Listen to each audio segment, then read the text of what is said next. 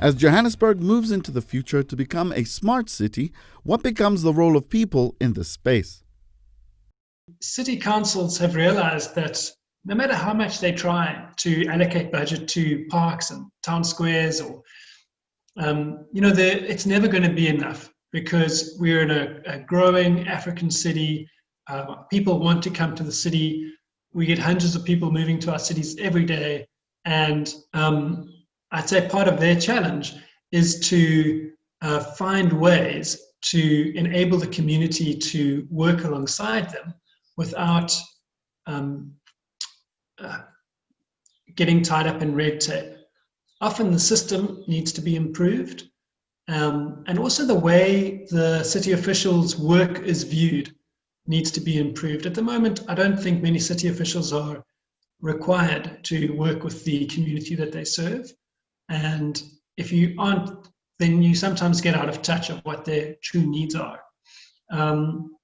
So I would say there's a framework that inside a city municipality that can be improved, and at the same time, civilians and users of those spaces can get together and just start. And many of the successful parks in Joburg, Zoo Lake, many of the other parks, you would have had people over the years investing, volunteering their time in those spaces and making them better. And using Central Park in New York as an example, they've gone so far as to establish a conservancy, which is an organization that raises money for the maintenance and management of Central Park. And they work very closely with the city authorities to ensure that the park is run well, to the extent that the city budget only contributes, I think, 30% or less to the overall running of the park. That said, how do we then get private sector to engage with public spaces, and what does that mean for the average inner city Joburger?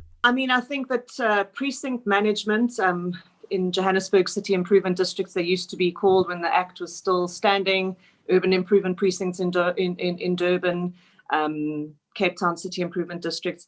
They are a way to bring the private sector together to then have a voice with the city.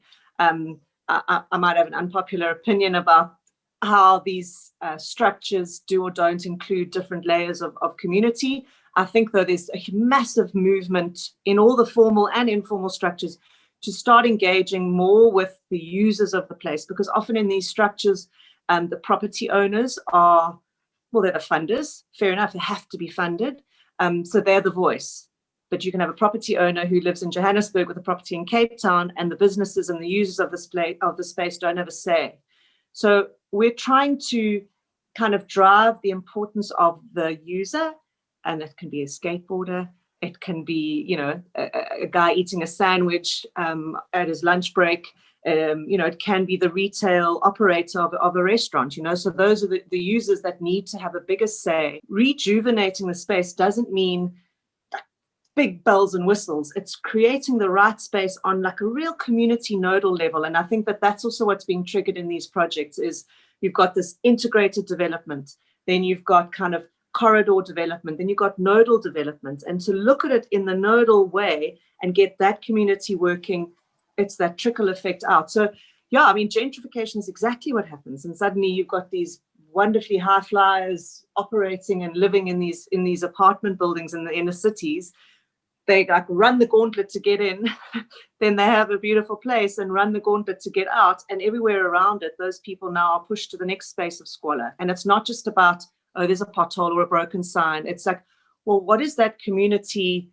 What are they struggling with? What are their fears and their needs, and etc.? So I think that the role of people in a project like that, in places like that, is to put their hand up. And I think we're not used to doing that yet. We're not used to putting our hand up maybe in a calm kind of discussion way. I think what happens is people blow up because they reach the end of their tethers, and then they blow up, and then it's not taken seriously, or it's dealt with in like a crisis management way.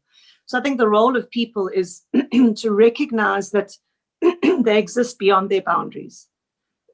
So they exist beyond their front door, and that the spaces around them are an extension of what they can use and how they can operate in that space.